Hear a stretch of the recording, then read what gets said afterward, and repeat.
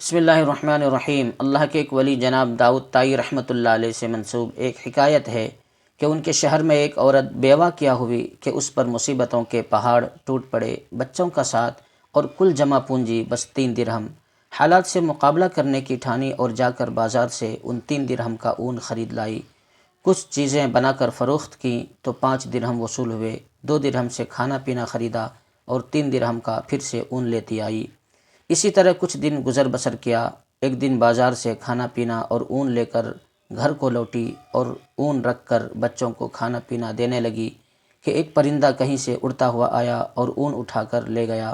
عورت کے لیے اپنی کل کائنات کا یوں لٹ جانا سوہانے روح تھا۔ آنکھوں تلے اندھیرا چھا گیا۔ مستقبل کی ہولناکیوں سے خوف زدہ اور غم و غصے سے پاگل سی ہو کر رہ گئی۔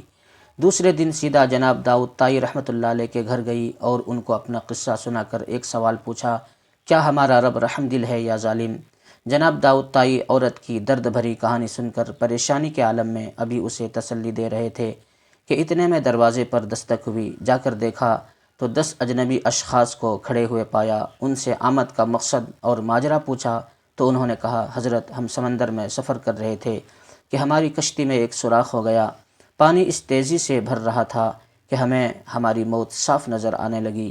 مصیبت کی اس گھڑی میں ہم میں سے ہر شخص نے عہد کیا کہ اگر اللہ پاک ہماری جان بچا دیں تو ہم میں سے ہر آدمی 1,000 درہم صدقہ دے گا۔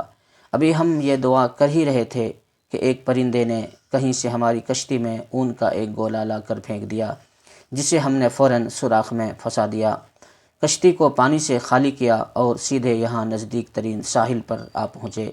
ہم کیونکہ یہاں کے لیے اجنبی تھے اس لیے لوگوں سے کسی معتبر آدمی کا نام پوچھا تو انہوں نے ہمیں سیدھا آپ کے پاس بھیج دیا ہے۔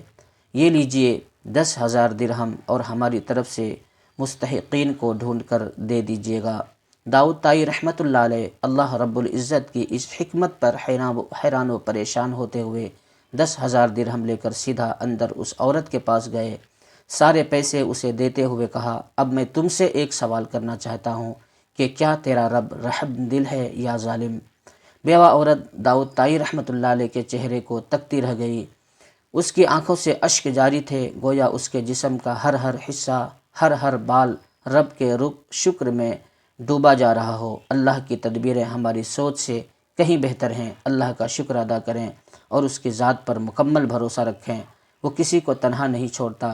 اگر آپ بھی اللہ پر بھروسہ اور توکل رکھتے ہیں تو ویڈیو کو زیادہ سے زیادہ شیئر کریں اور نیکی کے کام میں ہماری مدد کریں۔ جزاکم اللہ خیرہ۔ اللہ تعالیٰ آپ لوگوں کی جان، مال، عزت و آبرو کی حفاظت فرمائے۔